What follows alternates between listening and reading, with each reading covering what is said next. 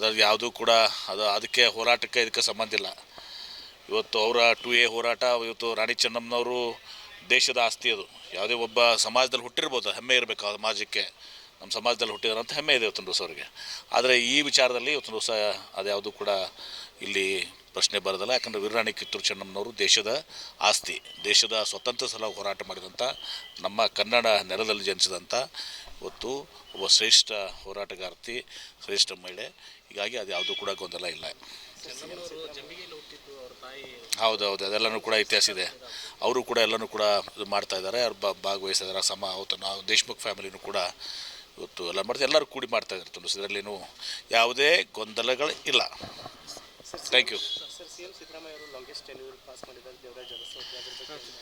ಅದೀಗ ಇವತ್ತು ಅದನ್ನು ಸನ್ಮಾನ ಮಾಡಿದ್ದಾರೆ. ಇವತ್ತು ದಿವಸ ದೇವರಾಜ ಅರಸು ಅವರು ಒಬ್ಬ ಹಿಂದುಳಿದ ನಾಯಕರು, ಶ್ರೇಷ್ಠ ನಾಯಕರು. ದೇವರಾಜ ಅರಸು ಅವರು ಈ ನಾಡಿಗೆ ಸೇವೆಯನ್ನು ಮಾಡಿದಂಥವರು, ನಮ್ಮೆಲ್ಲರ ಹೆಮ್ಮೆಯ ನಾಯಕರು. ಹೊತ್ತು ಅದೇ ರೀತಿ ಸಿದ್ದರಾಮಯ್ಯನವರು ಇವತ್ತು ಅವ್ರಿಗೆ ಸರಿಸಮಾನವಾಗಿ ಇವತ್ತು ದಿವಸ ಅದಕ್ಕೆ ನಾಳೆ ಅದನ್ನು ಅವರು ಕೂಡ ಮೀರಿಸ್ತಾರೆ.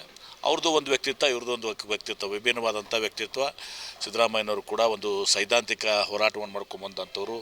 ಇವತ್ತು ಕೃಷಿಕರಾಗಿ ಜನಿಸಿ ಇವತ್ತು ಭಾಳಷ್ಟು ಹಿಂದುಳಿದ, ಅಲ್ಪಸಂಖ್ಯಾತ, ದಲಿತರು, ಬಡವರ ಬಗ್ಗೆ ಮತ್ತು ರೈತರ ಬಗ್ಗೆ ಒಂದು ಅಪಾರವಾದಂಥ ಕಾಳಜಿಯನ್ನು, ಬದ್ಧತೆಯನ್ನು ಹೊಂದಿದಂಥ ಒಬ್ಬ ಸಮಾಜವಾದ ಹಿನ್ನೆಲೆಯಿಂದ ಬಂದಂಥ ನಾಯಕರು.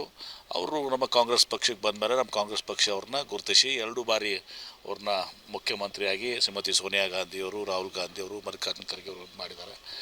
ಅವರು ಕೂಡ ಅನೇಕ ಯೋಜನೆಗಳನ್ನ ಇವತ್ತು ದಿವಸ ನಮ್ಮ ರಾಜ್ಯದಲ್ಲಿ, ವಿಶೇಷವಾಗಿ ಅನ್ನಭಾಗ್ಯ, ಹಸಿದವರಿಗೆ ಯಾರೂ ಕೂಡ ಹಸಿದು ಹೊಟ್ಟೆಯಲ್ಲಿ ಮಲಗಬಾರ್ದು ಅಂಥೇಳಿ ಅನ್ನಭಾಗ್ಯ ಯೋಜನೆಯನ್ನು, ಕ್ಷೀರಭಾಗ್ಯ, ಕೃಷಿ ಭಾಗ್ಯ, ಈಗ ಪಂಚ ಗ್ಯಾರಂಟಿಗಳನ್ನು ಮಾಡೋ ಮೂಲಕ ಇವತ್ತು ಮತ್ತು ಹಣಕಾಸಿನ ಸಚಿವರಾಗಿ ಸುಮಾರು 14 ಬಜೆಟ್ಗಳನ್ನ ಇವತ್ತು ಮಾಡಿ ದಾಖಲೆಯನ್ನು ನಿರ್ವಹಿಸಿದ್ದಾರೆ.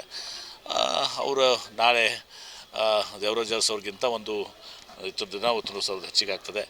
ಆ ಒಂದು ದಾಖಲೆ ನಮ್ಮೆಲ್ಲರಿಗೂ ಕೂಡ ಹೆಮ್ಮೆ ಇರುವಂಥದ್ದು. ಇಬ್ಬರು ಶ್ರೇಷ್ಠ ನಾಯಕರು, ದೇವರಾಜ ಅರಸು ಅವರು ಮತ್ತು ಸಿದ್ದರಾಮಯ್ಯನವರು. ಸರಿ, 10 ಅಂಕಕ್ಕೆ ಎಷ್ಟು ಕೊಡ್ತೀವಿ ಅಂತ ಸಿಎಂ ಆಡಳಿತಕ್ಕೆ? 10 ಅಂಕಗಳ ಪೈಕಿ ಎಷ್ಟು ಕೊಡ್ಬೋದು?